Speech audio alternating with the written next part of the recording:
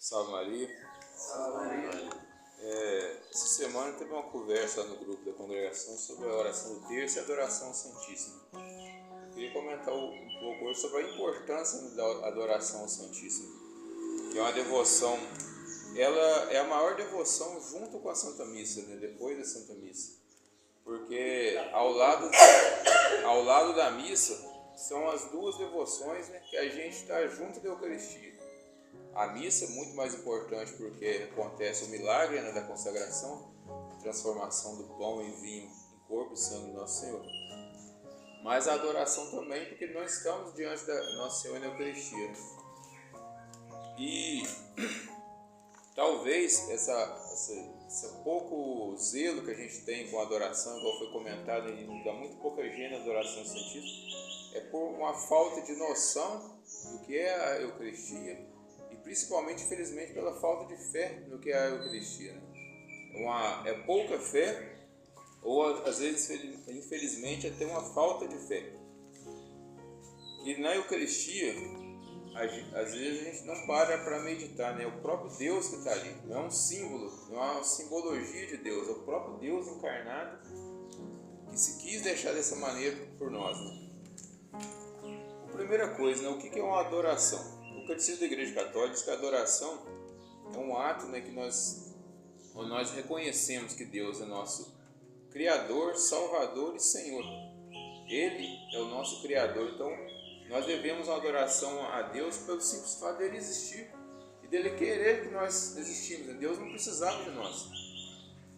Ele não precisava de nós, ele quis nos criar e, além de tudo, salvar. E para nos salvar, ele se encarnou, né, no seu Filho e, além de tudo, se encarnar, ele morreu por nós, ressuscitou e, mais ainda, né, ele deixou o sacramento da Eucaristia, que é aquela passagem bíblica que Nosso Senhor diz: estarei convosco até o fim dos dias, né? Essa passagem é o modo mais claro que ela se cumpre, é na Eucaristia, né? Na Eucaristia nós podemos ter Deus a todo momento. Tem uma passagem da vida daquele beato Carlo Acutis, que vai ser canonizado no ano que vem, que o pai dele ofereceu uma viagem a ele para a Terra Santa, né, onde Jesus viveu. Ele disse assim: eu agradeço muito, se for possível eu vou, mas eu não preciso ir até a terra onde Jesus pisou. Eu posso ir em qualquer sacrário que Jesus está ali. Então é essa fé na Eucaristia que a gente tem que ter para até dar mais importância. Né? Essa fé, a fé a gente chama de virtude teologal, né? Deus infunde ela na alma. Só que do mesmo modo que a gente precisa cultivar uma semente para ela crescer, a gente precisa cultivar a fé, senão ela vai minguando. Nós cultivamos a nossa fé através da oração, dos sacramentos, do estudo da doutrina da igreja, como eu comentei na última instrução, da pregação, de ouvir boas pregações. Isso tudo aumenta a nossa fé. E ao contrário, quando a gente deixa de cultivar, ela só vai minguando. E às vezes, uma das coisas que mingua muito a nossa fé é deixar ideologias que não são católicas entrar na nossa mente. A gente ouve e não vai verificar se aquilo é verdade ou não, e deixa aquilo entrar, e acaba aquilo fazendo parte da nossa vida, a gente sem perceber. E existem duas ideologias que fazem muito minguar a nossa fé hoje em dia, principalmente na Eucaristia. A primeira dela, que é mais presente, é a ideologia do protestantismo. Os protestantes não acreditam na presença de Jesus na Eucaristia. No máximo que eles acham que é um símbolo, né? Quando eles dizem que existe uma santa ceia que eles fazem lá, aquilo é só uma simbologia. Eles não acreditam que Deus está presente realmente na Eucaristia. Então a gente tem que tomar muito cuidado, porque às vezes a gente vê isso dentro das próprias comunidades. Né? Muitas pessoas acham que a comunhão, a Eucaristia, é só um símbolo da união das pessoas ali, que se reúnem um domingo. É também, mas isso é um nível inferior. O nível superior é a presença de Deus ali. Se Deus está presente na consagração eucarística, tanto faz ter uma pessoa, ter só o padre ou ter 1000. O centro é a Eucaristia. A outra ideologia que se acontece muito é uma que chama, um nome mais complicado, chama deísmo. A gente conhece muito o ateísmo, que é a pessoa que não crê em Deus. Mas existe o deísmo, que é a pessoa que diz que crê em Deus, mas como se fosse um Deus distante. É Deus lá, me criou e eu aqui, né? Eu não acredito em Deus presente na vida, que age na vida.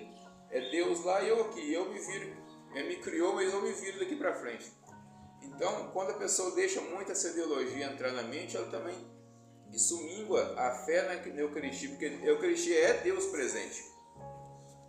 Então a gente tem que tomar cuidado com essas duas ideologias que não são nada católicas. Essa parte do deísmo é uma coisa que a gente também atrapalha de meditar, é qual o tamanho de Deus. A gente, é óbvio que Deus não vai entrar nunca na nossa mente porque Ele é infinito. Mas a gente precisa ter uma fé mais firme no qual o tamanho de Deus. Uma das coisas que atrapalha também é que às vezes a igreja diz, tal situação é pecado. E a gente na nossa mente, mas isso é tão bobo, por que a igreja considera pecado? É pecado porque aquilo ofende a Deus, e Deus é infinito. Então o pecado não é o que eu acho na minha mente, mas é o quanto aquilo ofende a Deus. Uma coisa que a gente pode meditar no qual grande é Deus, como diz no início, né? Deus é nosso Criador. Então toda a criação dele a gente pode observar um traço de Deus.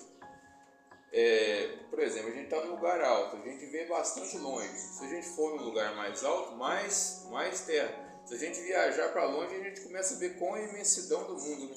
Às vezes a gente vê aquelas fotos tiradas do espaço e vê o tamanho da Terra. A Terra é o único planeta habitado, mas existem milhares de outros planetas, né? Com formas parecidas ou não. E a gente olha num céu estrelado, cada estrela daquela é tamanho de um sol ou maior.